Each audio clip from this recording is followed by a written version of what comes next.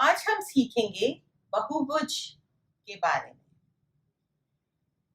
Board पर मैंने 7 आकृतियां बनाई हैं।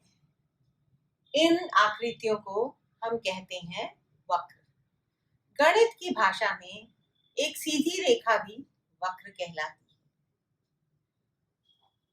वक्र 1, 2, 3, 4, 5 ऐसे हैं कि यह स्वयं को काट नहीं रहे हैं। इनको हम कहते हैं सरल वक्र, वक्र जो स्वयं को नहीं काटते। वक्र 6 और 7 ऐसे हैं जो स्वयं को काट रहे हैं। इनको कहते हैं कि ये सरल वक्र नहीं है। अब वक्र 1, 2 और 3 ऐसे हैं जिनके 2 अंत बिंदु हैं।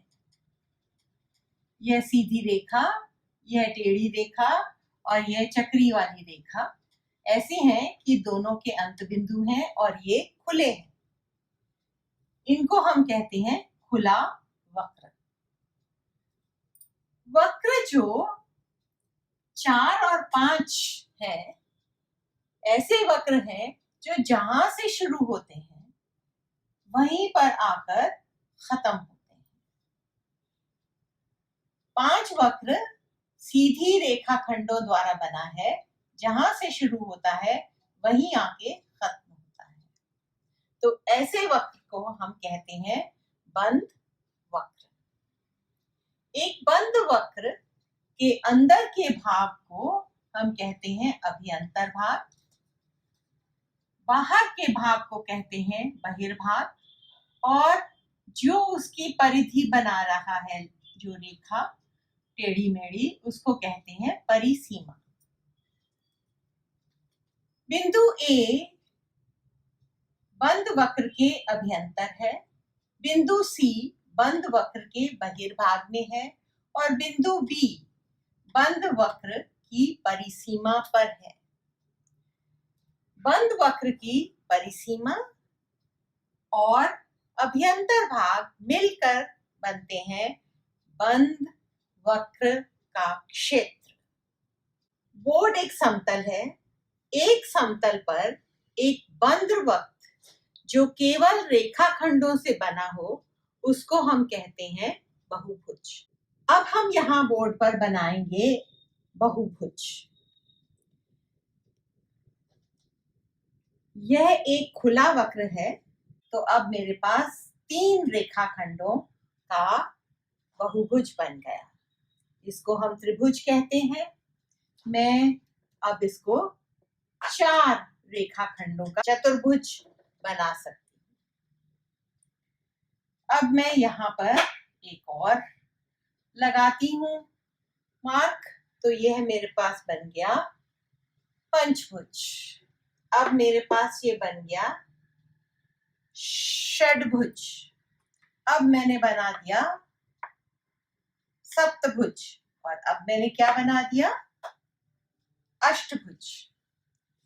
तो अब मेरे पास बोर्ड पर बना हुआ है 8 भुजाओं वाला रेखाखंडों द्वारा निर्मित एक बहुभुज, जिसको हम कहेंगे अष्टभुज।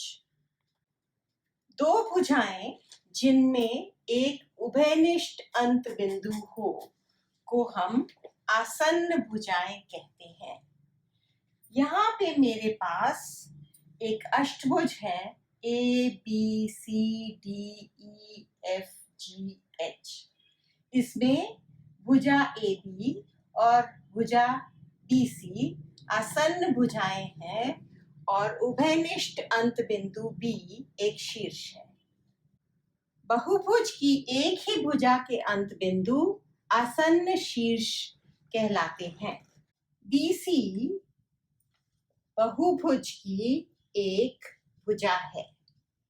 इसके 2 अंत बिंदु B और C बहुभुज के 2 शीर्ष बना रहे हैं, B शीर्ष C शीर्ष।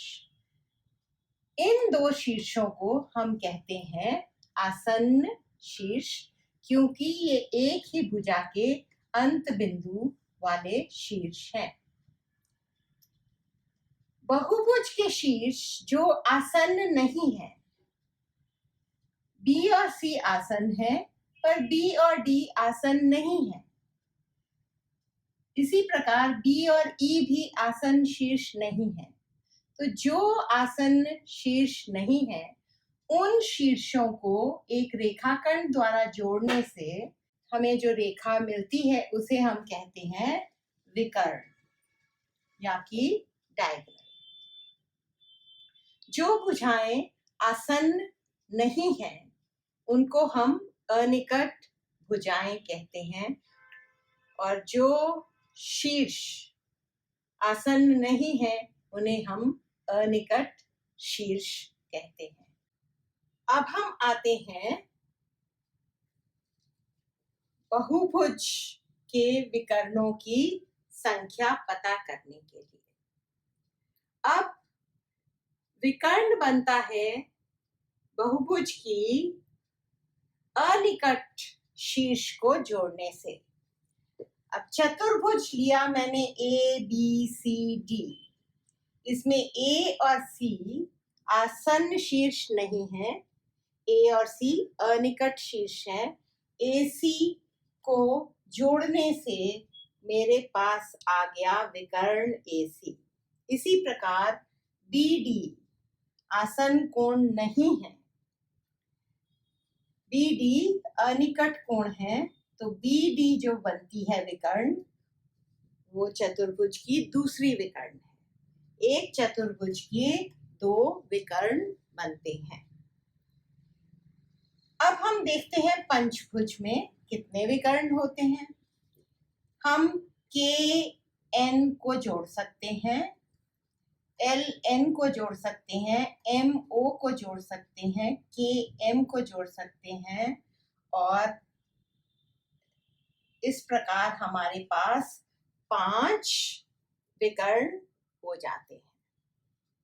इसी प्रकार आप षटभुज, सप्तभुज और अष्टभुज के विकर्ण चित्रित करिए और गिनिए कि कितने विकर्ण बनते हैं।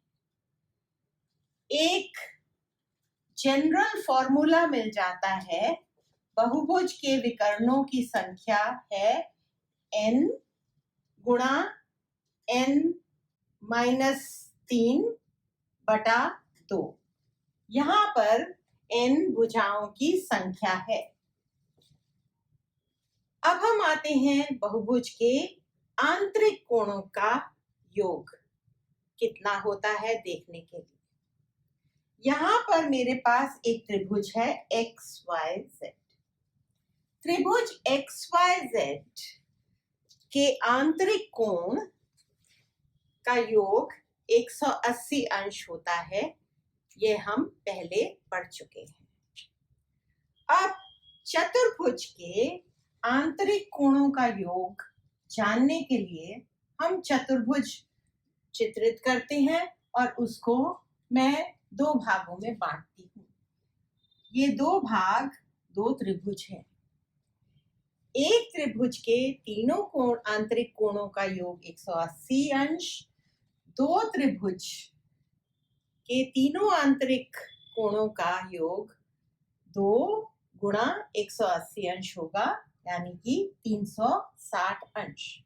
तो एक चतुर्भुज के चारों कोणों जो कि आंतरिक हैं का योग 360 अंश है। इसी प्रकार मैं एक पंचभुज का भी आंतरिक कोणों का योग पता लगा सकती हूँ। एक पंचभुज को मैंने 3 त्रिभुजों में बांटा, 1 2 3। अब इस पंचभुज के आंतरिक कोणों का योग होगा 3 गुना 180 अंश, जो कि हमारे पास आ जाएगा 540 अंश। इस प्रकार हम बाकी बहुभुजों के भी आंतरिक कोणों का योग पता लगा सकते हैं। जो हमारे पास जनरल फॉर्मूला आता है बहुभुज के आंतरिक कोणों का योग वो है 180 गुणा n-2। यहाँ पर n बहुभुज की भुजाओं की संख्या है। अब हम देखते हैं कि बहुभुज के बहिष्कोणों का योग कितना होता है। बहिष्कोण होते हैं बाहर वाले कोण। हम त्रिभुज लेते हैं XYZ। हमने ZX को इधर बढ़ाया, फिर हमने XY को इधर बढ़ाया और हमने YZ को इधर बढ़ाया। क्रम से हमने तीनों भुजाओं को बढ़ाया है। YZ एक सीधी रेखा है जो एक कोण बना रही है बाहर की तरफ। XY रेखा बाहर की तरफ ये कोण बना रही है और एक बाहर की तरफ ये वाला कोण बन रहा है। यह तीनों कोण जो बाहर की तरफ बन रहे हैं त्रिभुज के, उनको हम कहते हैं बहिष्कोण।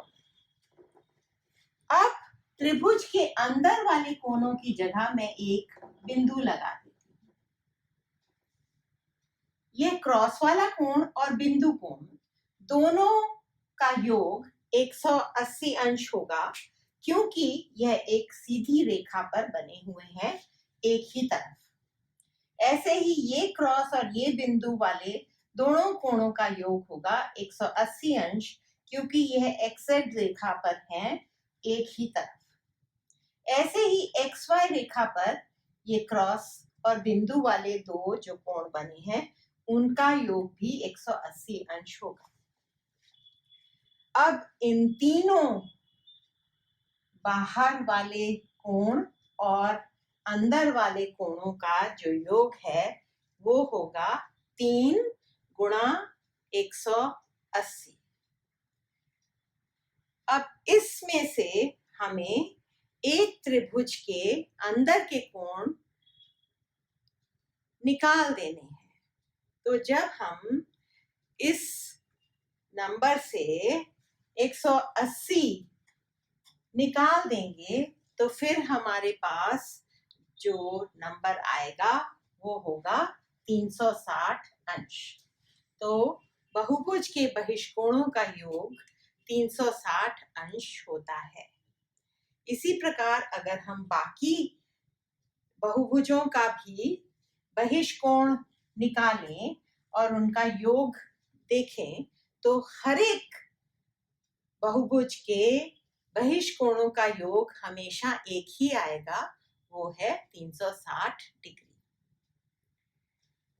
बहुभुज के प्रकार हैं बराबर पक्षी बहुभुज। बराबर पक्षी बहुभुज में सब भुजाएं एक ही नाप की होती हैं। समकोणी बहुभुज में सब कोण बराबर नाप के होते हैं और समबहुभुज में सब भुजाओं के नाप और सब कोणों के नाप बराबर होते हैं। अगर आपको यह वीडियो पसंद आया हो तो लाइक करिए, शेयर करिए और चैनल को सब्सक्राइब करिए। धन्यवाद।